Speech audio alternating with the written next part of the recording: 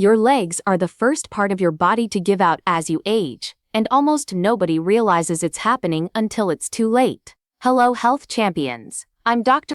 Elizabeth Monroe, and today we're talking about why leg strength is the single most underrated factor in how long you live independently. I'm going to walk you through 10 exercises, step by step, that reverse that decline and explain exactly why each one works, not just how to do it. Here's what's actually happening inside your body as the years go on. Your legs lose muscle mass, yes, but that's only one piece of the puzzle.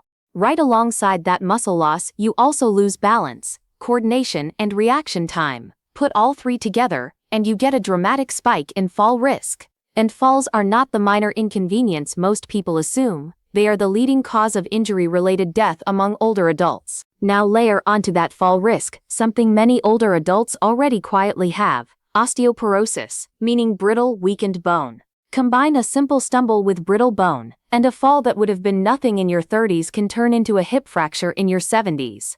And a hip fracture at an advanced age is far more dangerous than most people think. Depending on age and complications, up to half of patients will not survive the following year, and most who survive will need long-term care for the rest of their lives. That's the real cost of weak legs, and it's why I take this topic so seriously. But here's the encouraging part, and it's the reason I'm making this video, instead of just leaving you with a scary statistic. None of this is inevitable. With the right lifestyle and the right exercises, you can prevent almost all of it. The key is understanding that we're not just training muscle size here. We're training three systems at once: strength, balance, and coordination. Miss any one of the three, and you're still vulnerable. The exercises I'm about to show you do more than build bigger leg muscles. They also stimulate the bone itself to grow denser. Bone responds to mechanical load almost the way muscle does. And just as important, they reinforce the connection between your brain and your muscles. Strength alone isn't enough to keep you upright.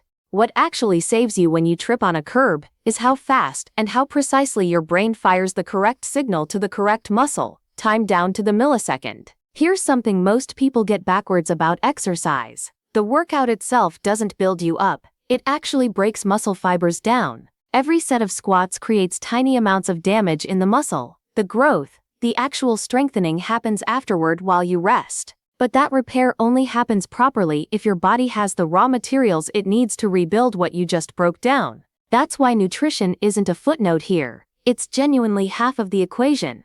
I covered the food side of muscle repair in a separate video, and I started there first, not because nutrition matters more than exercise, but because it's the half almost everyone misunderstands. Today we're focusing on the other half, the 10 exercises that, paired with proper nutrition, rebuild leg strength from the ground up.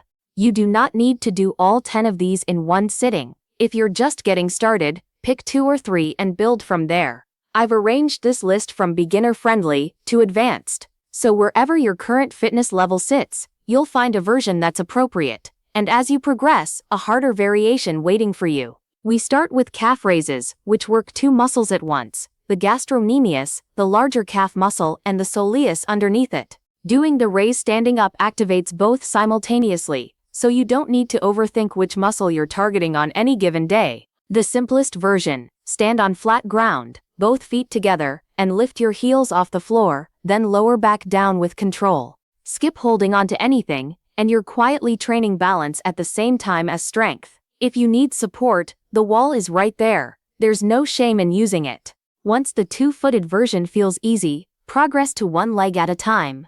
Most people will want to keep a hand on the wall here at first, simply because balancing on one foot while raising your heel is genuinely harder than it looks. For a bigger challenge, do the raise on a step or a low box, letting your heels drop below the level of your toes before you push back up. That extra drop stretches the calf muscle through a longer range of motion, which means more muscle activation and more signals sent up to the brain. Start with both feet on the box, then work toward one foot at a time. And if you want a difficulty level that sits in between, add light dumbbells in each hand, or a weighted bar across your shoulders, while doing the standard 2-foot version on flat ground. You can dial the intensity up or down, simply by changing the weight.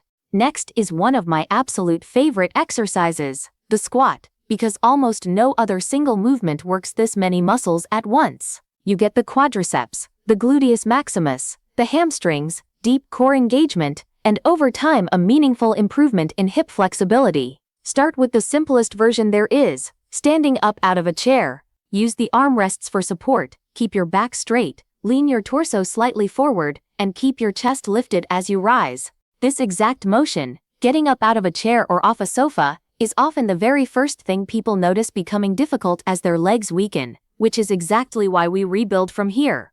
As that becomes easy, reduce how much support you're using, move your hands from the armrests to your knees, and eventually remove your hands altogether so your legs alone are doing all the work. It's fine to lean your torso forward as you do this, just keep your chest up so your lower back doesn't round and take on strain it shouldn't. When you're ready to squat freestanding, place your feet shoulder-width apart, or slightly wider. Wider tends to be easier if your hips aren't very flexible yet. Point your toes in the same direction your knees naturally bend. This single detail dramatically reduces strain on the knee joint. Aim to keep roughly 2/3 of your weight back on your heels throughout. Letting weight drift forward onto your toes is the most common reason people end up with sore knees from squatting.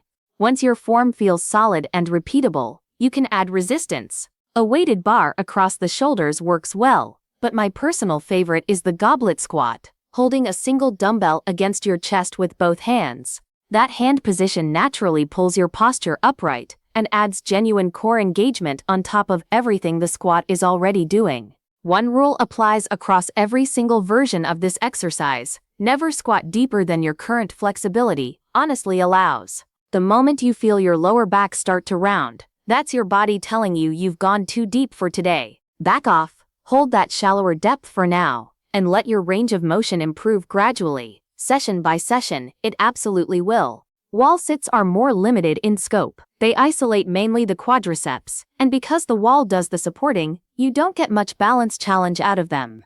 That makes wall sits less exciting but genuinely useful if balance is a real concern, or you just need a safe low-risk place to start building leg endurance. Stand with your back flat against a wall, and walk your feet out far enough that your knee stays directly stacked over your ankle as you bend. Beginners should start with just a slight knee bend, holding for 10 to 20 seconds at a time. That's a completely legitimate starting point.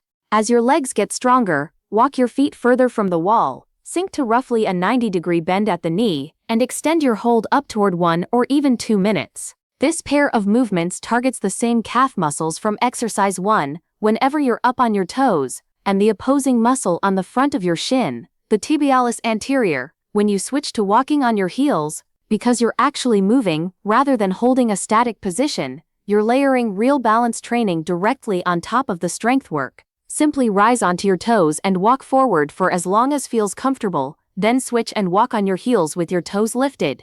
As a small bonus fact, this exact pairing is actually used by orthopedists as a diagnostic test for certain nerve compression in the lower back, a reminder of how connected leg strength really is to your nervous system. And if you deal with shin splints, the heel walk version in particular tends to bring noticeable relief over time. Lie on your back with your knees bent and your feet flat on the floor, then lift your hips up toward the ceiling. This movement works your glutes and hamstrings directly, and recruits a surprising amount of core stability to keep your hips level as you lift. You can either hold the lifted position statically for a count, or move slowly and with control through repeated lifts, and I'd encourage slow over fast here, because the slower tempo sharpens fine motor coordination far more than rushing through reps ever will. For a more advanced version, extend one leg straight out in the air, and perform the bridge using only the other leg, then switch sides. It's worth pausing here on a point that applies to several of these exercises. Floor-based movements like this one are safer because you're supported and don't have to manage balance. But that safety means less of a balance and coordination challenge, and less of the weight-bearing benefit that helps with bone density. Every version still earns its place in a complete routine, just understand what each one is and isn't giving you. Lateral lunges work your quadriceps, your glutes, and an often neglected muscle group called the adductors, the muscles running along your inner thigh, while also gradually opening up hip flexibility that tends to tighten with age. Start narrow, stand with your feet just slightly wider than a normal squat stance. Place your hands on your hips and shift your weight from side to side, sitting back into each hip as you go. Keep your knee tracking directly over your foot the entire time, never collapsing inward. To progress, widen your stance further and sink deeper into each side, optionally bringing your elbow down to meet your knee as a built-in depth marker. The most advanced version removes that elbow-to-knee landmark entirely and keeps your torso more upright as you shift side to side. Without a clear physical endpoint, your core has to work much harder to control the movement on its own. Lying on your side and lifting your top leg straight up isolates the gluteus medius, the muscle on the outer side of your hip, almost completely, with a small amount of help from a muscle at the front of the hip called the tensor fascia lata. The most common mistake here is rotating the hips backward as fatigue sets in. It lets other stronger muscles quietly take over and creates the illusion of a bigger range of motion than you're actually achieving. Keep your hips at a genuine 90 degrees to the floor for the entire set, even if that means lifting the leg a little less high. There's also a standing variation worth trying. Hold on to something sturdy, stand with one foot on a low step, and let your other leg drop down below the step's edge, before lifting it back up to the side. The motion should stay purely side to side. Resist any temptation to let your hips swing forward or backward as you go. Planks look completely static, but almost nothing else on this list activates this much of your body at once.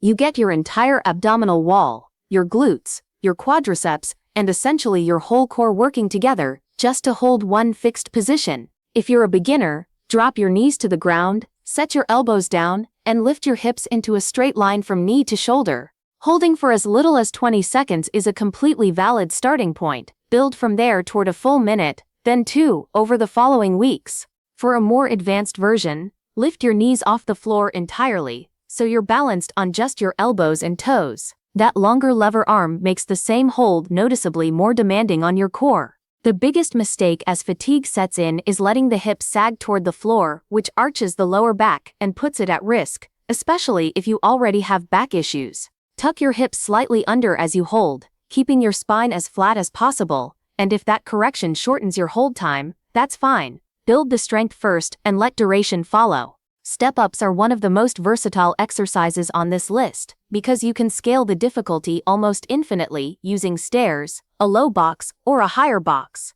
and they layer real balance and coordination on top of pure strength work.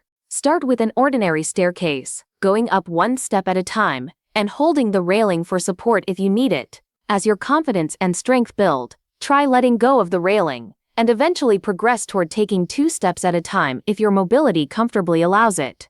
With a box instead of stairs, the simplest version is stepping up and simply bringing your other foot to meet it at the top. To raise the difficulty and the balance demand at the same time, drive your opposite knee upward toward your chest as you step up, coordinating that knee drive with your opposite arm, the same way your arms and legs naturally coordinate when you run. Lunges are deceptively powerful, and they were a far bigger part of my own training than squats ever were, back when I was preparing for the Olympics. The single most important detail: step backward into the lunge, and forward to return, rather than stepping forward and then back, which puts unnecessary strain on the front knee. If balance is a genuine concern, hold onto something stable. A doorway frame works well, for light support as you step back and return to standing.